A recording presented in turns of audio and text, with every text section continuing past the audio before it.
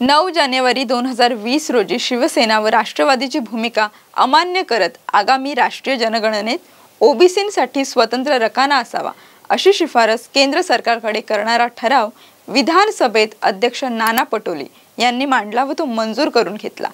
OBC समाजाला वाटले आपली अनेक वर्षांची मागणी मान्य झाली व नाना पटोले ओबीसींमध्ये हिरो झाले। पण अशा या ठरावाचे पुढे काय झाले असा प्रश्न आता ओबीसींनाच पडला आहे। ओबीसींची नेमकी मागणी काय आहे हेच आपण या व्हिडिओच्या माध्यमातून पाहणार आहोत। नमस्कार, मी किशोरी घायवट आणि आपण पाहताय टाइम महाराष्ट्र। जात निहाय जनगणना करा ही मागणी लोकसभेचे विरोधी पक्षनेते राहुल गांधी यांनी केली। त्यावर राहुल गांधी यांची जात कोणती असा सवाल खासदार अनुराग ठाकूर यांनी केला। त्यावरून देशभर रान उठले आणि जातीनिहाय जनगणना हा विषय ऐरणीवर आला। अशा वेळी महाराष्ट्रातील ओबीसींना काँग्रेस प्रदेशाध्यक्ष नाना पटोले यांच्या त्या ठरावाची आठवण झाली आहे। विधानसभेत कोणतेही कामकाज करण्यापूर्वी कामकाज सल्लागार समितीमध्ये चर्चा केली जाते, पण त्या सगळ्या प्रथा परंपरा बाजूला सारून तत्कालीन विधानसभा अध्यक्ष नाना पटोले यांनी ओबीसींचा ठराव अचानक विधानसभेत मांडला होता। प्रश्न एका मोठ्या समाज घटकाचा असल्याने तो ठराव शेवटी एकमताने मंजूर करण्यात आला। पण असा ठराव मांडता येतो का? त्याचा खरंच समाजाला उपयोग होणार आहे का? त्याची अंमलबजावणी होणार आहे का? हे सगळे प्रश्न अधांतरी ठेवून नाना पटोले यांनी आपल्या अधिकाराचा वापर करून हा ठराव त्यावेळी मांडला। जात निहाय जनगणना करा अशी मागणी गेली अनेक वर्ष देशभरातील ओबीसी करत आहेत। महाराष्ट्रात ओबीसींचे नेते छगन भुजबळ हे या मागणीवर आजही ठाम आहेत। तर या लढ्यातील महत्त्वाचे शिलेदार आणि ओबीसी नेते गोपीनाथ मुंडे यांचे निधन झाले, पण त्यांनी ही मागणी सातत्याने लावून धरली होती। आज महाराष्ट्रात मराठा ओबीसी आरक्षणाचा प्रश्न पेटला असतानाही ओबीसींकडून जात निहाय जनगणना करा अशी मागणी करण्यात येते आहे। बिहारमध्ये मुख्यमंत्री नितीश कुमार यांनी ही जनगणना लोकसभा निवडणुकीपूर्वी केली। त्यानुसार नवीन आरक्षणही दिले, पण ते सर्वोच्च न्यायालयात टिकले नाही।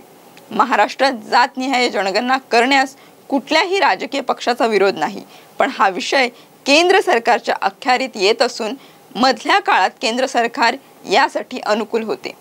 कदाचित त्याचा फायदा लोकसभा निवडणुकीत भाजपाला झाला असता, पण ही मागणी सरकारने मान्य केली नाही। जात निहाय जनगणना करण्यास राष्ट्रीय स्वयंसेवक संघाचा विरोध आहे अशी धारणा ओबीसींमध्ये आहे आणि म्हणूनच नाना पटोले यांनी विधानसभा अध्यक्ष होताच पहिला हा ठराव मंजूर करून ओबीसी मध्ये आपले स्थान निश्चित केले। नाना पटोले हे सुद्धा ओबीसी नेते असून काँग्रेसचे भविष्यातील मुख्यमंत्री पदाचे दावेदार आहेत। त्यांच्या नावावर अनेक विक्रमांची नोंद आहे। जेव्हा देशात नरेंद्र मोदी यांचा दबदबा होता तेव्हा पहिल्या टर्ममध्ये नाना पटोले यांनी मोदी यांच्या विरोधात भूमिका घेऊन खासदारकी त्यागली। तसेच त्यांनी नागपुरातून नितीन गडकरी यांना आव्हान देऊन पराभूत करण्याचा विडा उचलला होता। अन्यथा राजकारण सोडेन अशी वल्गनाही केली होती। ते पराभूत झाले, पण त्यांनी शब्द पाळला नाही। तसेच ते विधानसभा अध्यक्ष असताना त्यांनी राजीनामा दिला व पुढे आघाडीचे सरकार गडगडले होते। त्यांनी हा राजीनामा का दिला? मारुती कांबळेंचे काय झाले? या प्रश्ना इतकाच महाराष्ट्राला पडलेला मोठा प्रश्न आहे। त्याच शृंखलेत शोभावा असा ओबीसी जनगणनेचा ठराव त्यांनी सभागृहात मांडला।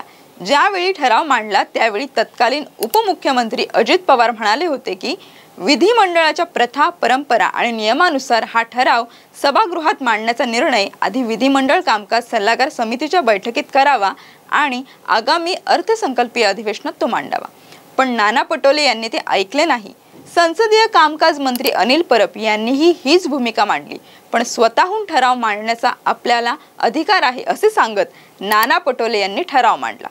तत्कालीन अन्न व नागरी पुरवठा मंत्री छगन भुजबळ यांनी पटोले यांच्या भूमिकेचे जोरदार समर्थन केले, तर अचानक आलेल्या या ठरावाचे तत्कालीन विरोधी पक्षनेते देवेंद्र फडणवीस यांनी समर्थन करून ठरावाला पाठिंबा दिला व आवाजी मतांनी हा ठराव मंजूर झाला होता। नाट्यमयरित्या सत्ताधारी पक्षाला अंधारात ठेवून हा ठराव आला होता, त्यामुळे ओबीसी मध्ये प्रचंड आनंदाचे वातावरण होते।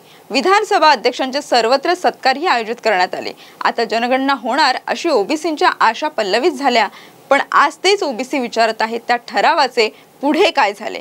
आता ओबीसींना या प्रश्नाचं उत्तर मिळेल का हे पाहणे महत्त्वाचे ठरणार आहे। अशाच नवनवीन आणि ताज्या अपडेटसाठी पाहत रहा टाइम महाराष्ट्र। धन्यवाद।